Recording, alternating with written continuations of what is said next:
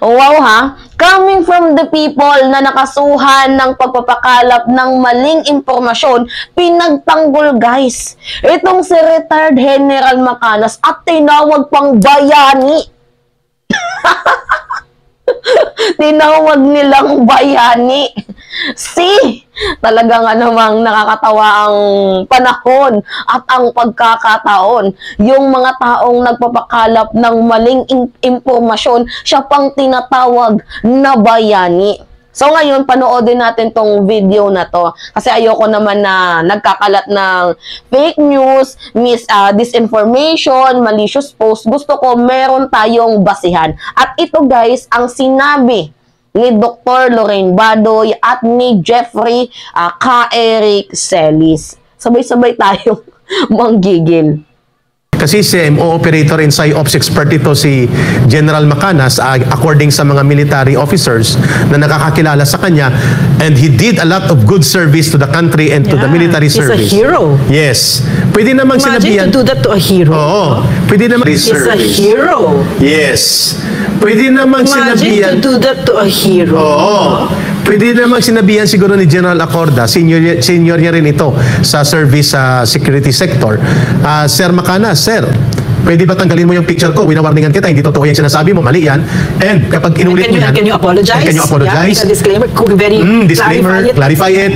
And next time around, be circumspect and prudent and diligent enough na nasa makatotohanan ang iyong mga assertions sa iyong vlog, because may mga implications yan sa security ng ating bansa.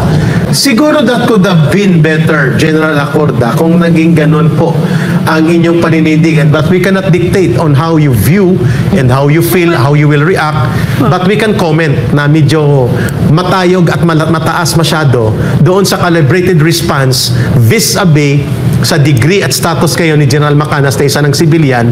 I don't think so that he can create destabilization or influence any command of the AFP or the PNP for that matter.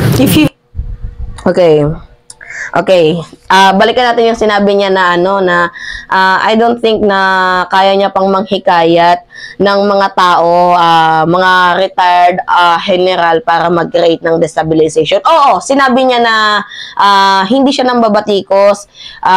Nakita ko yan sa kanyang vlog. Hindi siya nang babatikos or wala na din naman talaga siyang kakayahan na hikayatin ang mga retired PMA or mga katulad niya ding mga generals. Pero ganito kasi yung ng vlog niya guys, yung scenario ng vlog niya.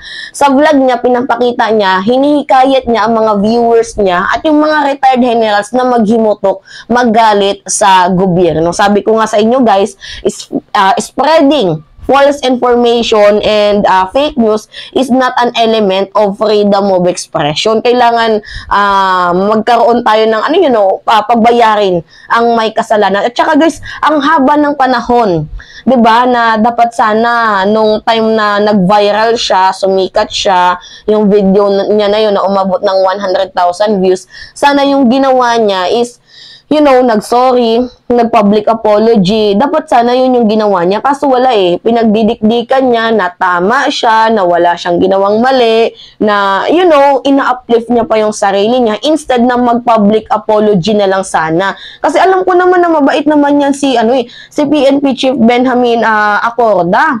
So, pag kumalat din yung video mo na ikaw ay humihingi ng public apology, mababalita din yan sa iba't ibang mga pahayagan, papatawarin ka naman. Kasi yung ginawa mo, nagmamatigas ka.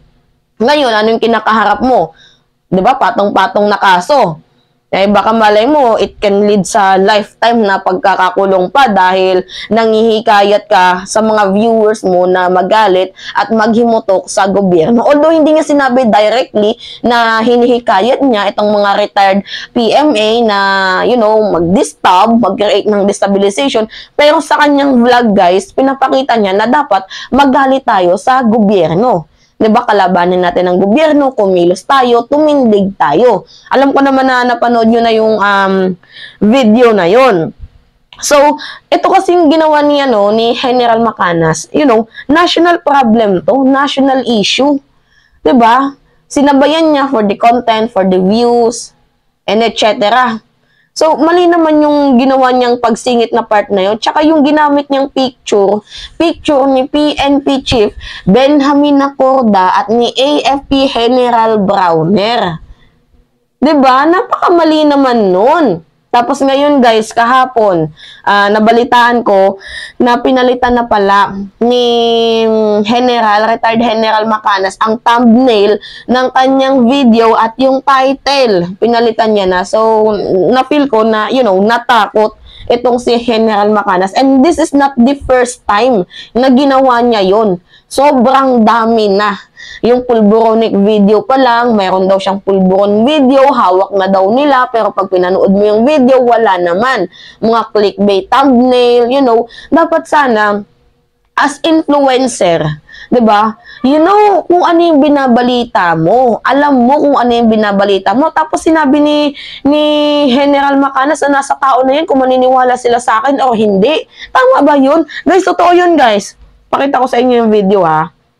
Sinabi niya yun, na nasa tao na yun kung maniniwala sila sa akin o hindi. Kung hindi ba naman tanga, tayo pa yung gagawa ng way kung maniniwala tayo or hindi. Siya na mismo yung nag-i-influence. Diba? Ito yung video niya guys, kung saan sinasabi niya, nasa tao na yan kung magagalit sila sa akin or hindi. I advise the PNP, panoorin nila yung vlog ko. Ang title is AFP PNP Generals Convincing PBBM to Resign? ? Yes. That's the title. Kung mag-base sila sa title, wala sila. Kailangan kung panoorin nila yung buong video, very clear yung analysis ko. Paulit-ulit ko pang sinasabi nga, analysis ko lang ito, opinion ko lang ito. I hope I am wrong, but this is my work as a vlogger. Ipalabas ang aking idea, bahalang tao kung maniwala sila o hindi. Bahalang tao kung maniwala sila o hindi. Siguro ang ikaso nila sa akin, fake news. Pero, kung hindi totoo yung di fake news ako, sige, kasuhan nila ako ng fake news. Ayan. Bahala ang tao kung maniniwala sila sa akin o hindi. Kung hindi ka ba naman sinto-sinto, nagpapakalap ka ng fake news, ng disinformation, tapos sasabihin mo, bahala na yung tao kung maniniwala sila sa akin or hindi. So, ginawa mo pang trabaho ang pamimeke ng balita. Tingnan mo. Tayo pa, hindi kami bobo Hindi kami bobo. O paras lang kayo ni Celis. Ano yung sabi ni Celis? Meron daw ang 1.6 billion or 1.8 billion na ginastos itong si House Speaker Martin Romualdez sa loob ng isang taon sa travel expenses niya. Siya lang daw. And then ang nangyari, nung kinumpute na, 40 million lang naman pala. Kasama na dun yung staff. Kasama na doon lahat-lahat. 40 million for travel expenses. Kaloka. Wag nyo nang ipagtanggol. Mali-mali. Kitang-kita na yung kamalian Ipagtatanggol nyo pa. Ang daming pagkakataon na pwede siyang humingi or mag-create ng another video for public apology. Kaso hindi niya ginawa. In-insist niya pa na tama siya. Di ba kung nag-viral din yan yung video na yan, or kahit hindi man yan mag-viral kasi madami naman ang taong mga nakakapanood dyan, papatawarin yan ni General Acorda, ni PNP Chief Benjamin Acorda. Kaso wala. In-insist niya pa na tama talaga siya. See? Well, kayo lang din talaga yung de-defense about isa kasi pare-pares kayo ng layunin. Anyway, yun lamang ho guys, update natin ngayon. Nakita ko to, biglang uminit yung brain cells ko kasi hindi naman tama, 'di ba? Hindi naman tama tapos pagtatanggol nyo pa. See, 'di ba? Kung gaano sila magmaniobra, kung gaano sila although walang binanggit na pangalan guys, alam ko 'yan. Pero nandoon nga yung picture ni PNP at ng AFP. Wala siyang binanggit, pero nanghihikayat siya na mag-create ng distab. Which is very, very wrong.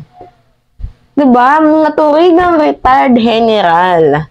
Pinapasweldohan ng taong bayan, may benepisyo, may pensyon.